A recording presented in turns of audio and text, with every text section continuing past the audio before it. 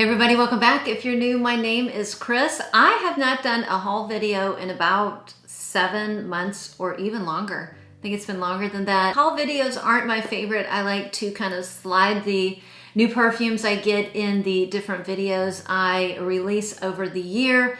But some of these perfumes I've had for a while, I've never spoken about because they just didn't quite fit into one of the categories of videos that I was going to be talking about. So I wanted to make sure I talked about several of these that you've never heard me talk about, that I have picked up in the past 6 or 7 months that you may not see immediately in some upcoming videos. Most of these were pickups because I had smelled them before. There are a few in here that are PR, and as per usual, I will always list that down below in the description box. Only one of them was a blind buy, and it just happened to be the one that I'm just not thrilled with. And I will be talking about that one. And with that, let's just get started. I'm gonna start off the list with the Stefan Umber Lucas perfume. A couple of the newest releases are ones that got a lot of hype. I just didn't love them enough to buy a full bottle. And for whatever reason, I've always, or for the past couple years, I really haven't been strongly into white florals. That's changed a little bit. I have picked up several perfumes that are white floral dominant that I love. And this one was a surprise because this has notes in here that maybe 3 years ago I would have shied away from. I wouldn't have purchased this 3 years ago, but now I'm ready. I'm glad I have it in my hot little hands. And this is Lady White Snake. These bottles are really, really pretty.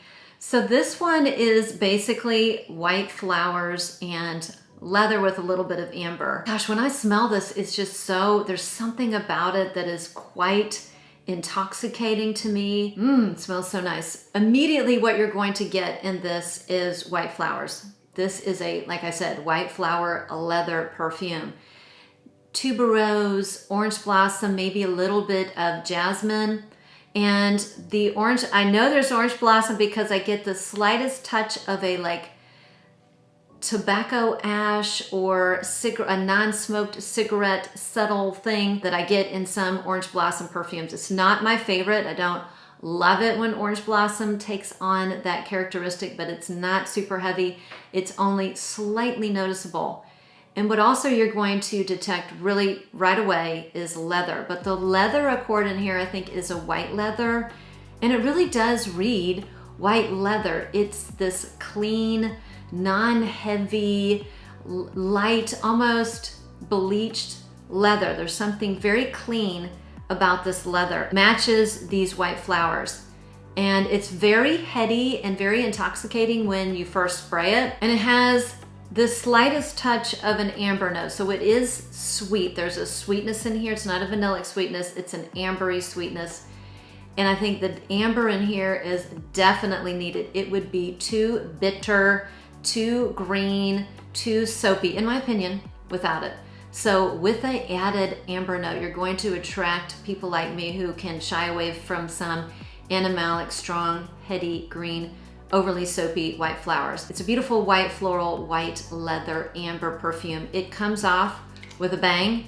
It comes off strong at first, but it fades. So it's not a marathon. It doesn't last forever.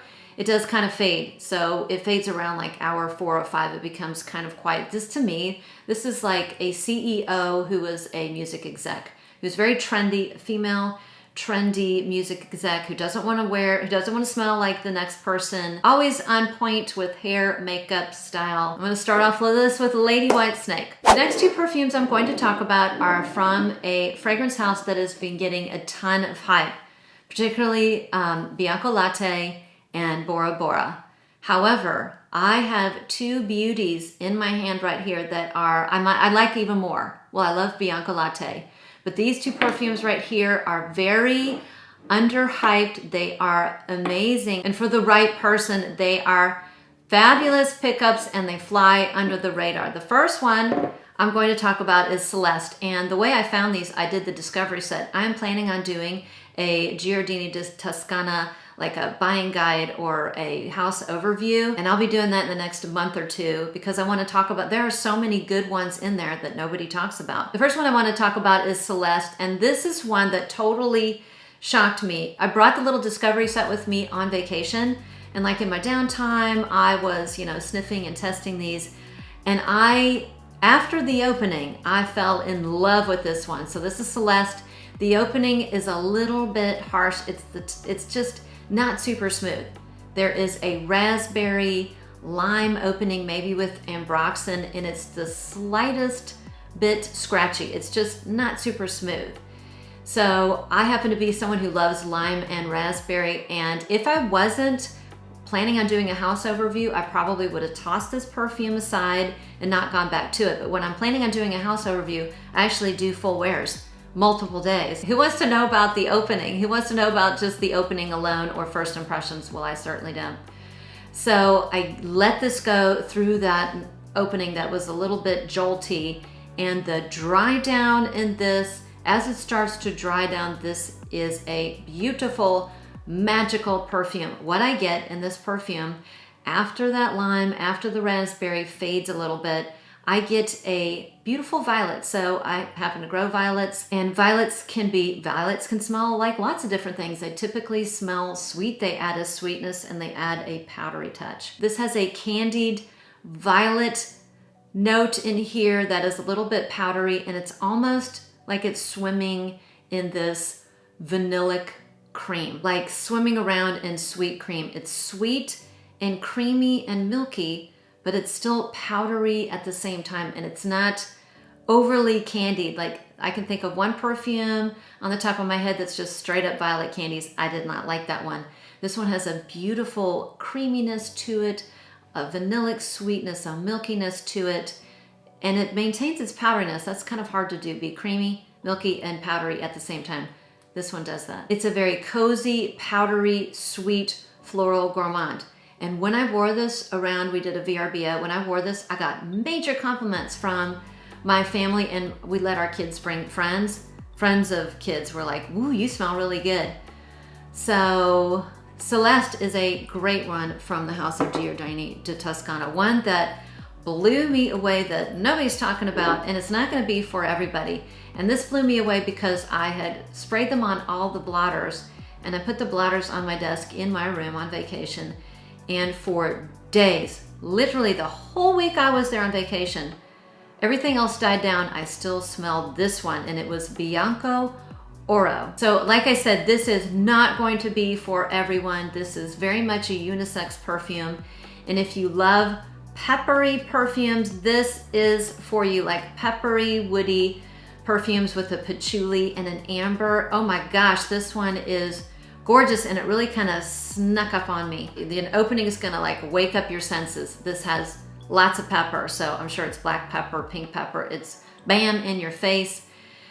That goes into like a little bit of a woody note, a touch of rose, and it's got this beautiful salty amber. It is a peppery, woody, slightly floral, salty amber perfume, and I don't think patchouli is listed in the notes. I definitely get patchouli, but it gets a little bit sweet over time, kind of loses that harsh pepperiness, and is this gorgeous, very strong perfume. This is a major, major powerhouse, and just something so attractive about it. So if you like amber perfumes and you don't mind pepper and a little bit of rose and a little bit of like an iso-y super note, oh my gosh, this one is definitely one to try. Like I said, I highly recommend getting the Discovery set. There is something in there for everybody. And if you want me to do that house overview, please let me know in the comments, and I will definitely make time to do that in the next month or so. Okay, I told you guys I was going to be getting this when I did like a purchase or pass. This was one of the very few ones that I actually liked a lot. It is by Cara Barcelona. I have a ton of Cara Barcelona. This is called Supermoon.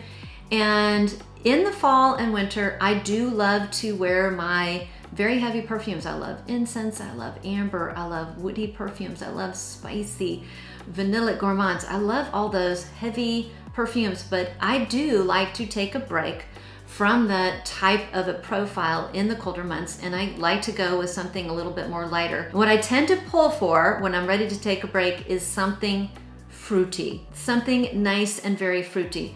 So this is a perfect, Supermoon is a perfect year-round perfume, and it's going to scratch that itch when I want to take a break and I want something light and fruity, because this is going to work great in the summer. I used it in my decant, but this is going to be a really lovely perfume for me when I want something fruity and dark. If you live somewhere where it's warm year-round, this is a great year-round perfume. So the prominent notes in here are pomegranate. This is really like a pomegranate-centered perfume with a little bit of orange. So it's very fruity, very citrusy, and it absolutely has blackcurrant. So either blackcurrant fruit or the blackcurrant leaves and stems, which is called cassis. So it's a very noticeable profile. It's very noticeable here. It goes perfectly with that pomegranate. So it adds a little bit of a greenness. If this has florals in it, I'm not getting a ton of florals. This is mainly kind of a fruity perfume with a nice light patchouli in the dry down. This is a moderate wear. It's not on the heavy side. It's not beast mode. It just kind of goes along with that perfect, nice, light, fruity perfume that I'm going to love to wear in the wintertime when I want to break from the heavier notes, and fell in love with Supermoon. Now I'm glad I have it. Okay, I have a lot of perfumes to get to, and I just yammered on and on about 4, so I'm going to speed through a little bit faster. The next one is another one by Private Mood. Now this one is called Berrylicious. This is another one that I enjoyed when I did the Discovery set, which they sell at Lucky Scent. So this is a vanillic raspberry cotton candy dipped in lemonade. So that's what you get at first. The lemon's very prominent, but it's sweet. The raspberries there, it's a candied raspberry sweetness, but there's a little bit of a vanilla undertone. As this dries down, the lemonade or that little lemon note fades a little bit, becomes more vanillic, sweet cotton candy-like. This definitely has a floral component. The flowers are much more prominent. So this is, I would call this kind of a floral gourmand. After you get through the raspberry cotton candy dipped in lemonade, you're gonna get into some of those florals. So it's got it's got rose. So the rose is prominent here, but it goes so nicely with that raspberry cotton candy. And I want to say like lemon blossom or linden blossom, maybe it's lemon blossom, kind of goes along with the lemonade or the lemon. So it definitely has florals. So if you don't like florals and you only like gourmands, you may not like this one, but as it continues to dry down, it gets more vanillic and creamy. So a really fun one, Berrylicious, a really fun one by the brand Private Mood. So I'm gonna grab one that, okay, so I lied. So I blind bought 2 of them. One is a no. This one I got the minute it showed up on Lucky Scent. I bought it because of the notes, and holy moly, it smells very different than the notes read and what I got, and I just wanted to work with it. I've been working with it for 2 months to see if it would change a little bit. It's not a hate, it's not a love, it's an interesting one, and we'll see if it continues to last in my collections. This one is called Will Be Love, and this is by Epico, and this joins Vanny Charnel, which I love, which is a caramelly vanilla, yummy, delicious caramelly vanilla fruity perfume. So this had a lot of gourmand notes listed, and I'm very interested in the coconut note listed, but the way this pulls on me, I get a lot more of the savory notes on me. I've worn this. You're not getting a first impression. I've worn this several times and consistently does not pull gourmand on me despite what the notes read. So Will Be Love is a salty, milky musk with coconut shavings, and you added an orange syrup, like a 0-calorie or a 0 sugar orange syrup. So there's orange in here, but it's not sweet. And then you added a little bit of a pine sap.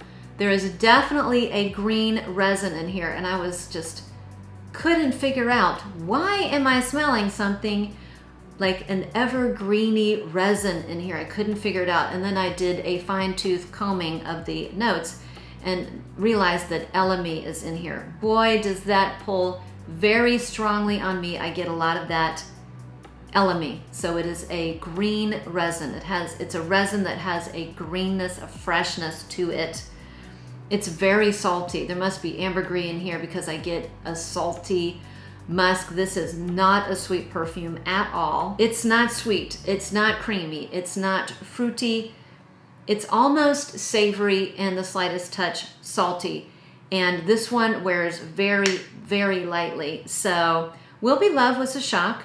Again, that's what I get for blind buying something based on the notes. Sometimes it works and sometimes it doesn't smell at all like the notes read. So definitely sample this one first. Okay, the next one I've had for many, many, many months, since the spring. I've never had it in a video. It's time for me to do another vanilla series. If you follow me on Instagram, you have seen me post this several times. This is called Py Rum, and this is a vanilla perfume. So this is vanilla, vanilla, vanilla. This is 3 types of vanilla and some booze and a little bit of patchouli. So a very boozy vanilla with some woods. And if you don't like patchouli, if you're not a patchouli fan, you're not a woody fan, this might be a beginner, this might be a great beginner perfume as long as you love a boozy vanilla. So a very boozy vanilla gourmand perfume with some woody notes and patchouli. This is quite nice. And again, I highly recommend you sampling first, which I did. And there's several other in the line that I have had sampled before and I'm currently sampling and may pick up another bottle. Okay, the next one I think I will pick up is a beautiful caramely vanilla. I can't seem to talk myself out of buying these caramely vanillas. This is one called Madera, and it was somebody from Instagram or YouTube who told me to check this one out. And I did, and I love it. So a gorgeous vanilla caramel perfume, kind of along the same lines as Bianco Latte, Escapade Gourmand. This is so yummy. So this is like Bianco Latte and Escapade Gourmand had a baby and you added caramel to it. The slightest bit of a butteriness to it. So a gorgeous vanilla caramel perfume with coconut.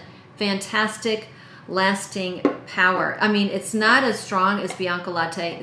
It's a middle performer. I think Escapade Gourmand is a little on the light side.